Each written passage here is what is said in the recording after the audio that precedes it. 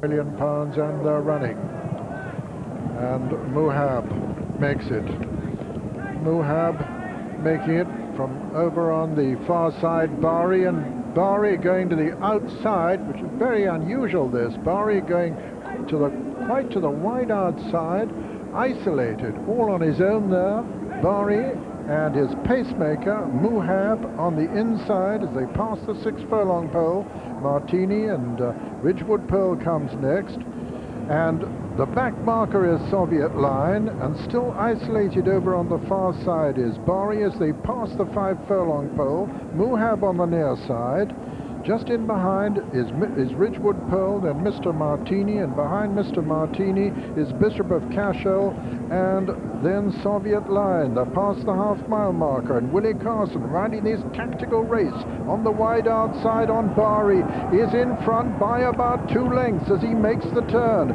From Ridgewood Pearl, his big rival in second, then Mr. Martini and Bishop of Cashel, then making it to the ground from the rear is Soviet Line coming down to the 2 furlong pole. And it's Bahri, the leader, from Ridgewood Pearl.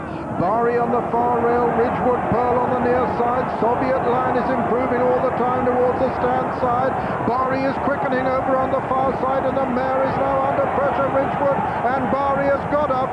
Bahri has got her. He's striding away now. He's going to win the Queen Elizabeth II Stakes, and he's going to win it very easily. Bahri has won it at the line. Bahri is the winner. Second is Ridgewood Pearl. Third is Soviet Line, and 4 is Bishop of Cashel.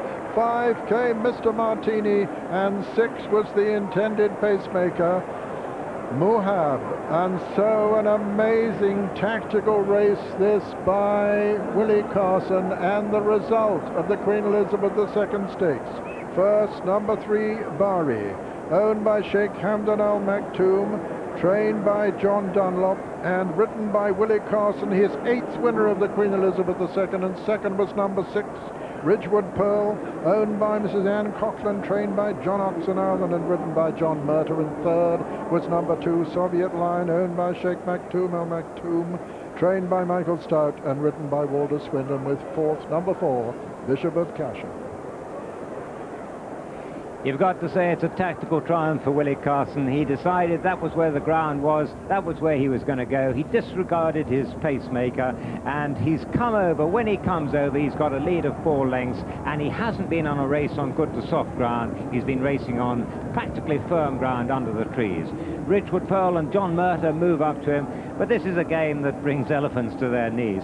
Just something that no one took regard of. Bahri, perhaps this is the way that he's wanted to be ridden all along, in front. Well, we said it was going to be a tactical race, Julian, but Willie Carson was a very brave man to do what he did. But it's paid off. But let's go back to the filly, Ridgewood Pearl. If you look there, she hasn't got a stride at all today. She's changed her legs 3 or 4 times. But back to Bahri, all the way up to the line now. He's a very good horse. He proved it here in the St. James's Palace. He's proved it once again today. Things have gone right, but Willie took the bull by the horns, and it paid off today.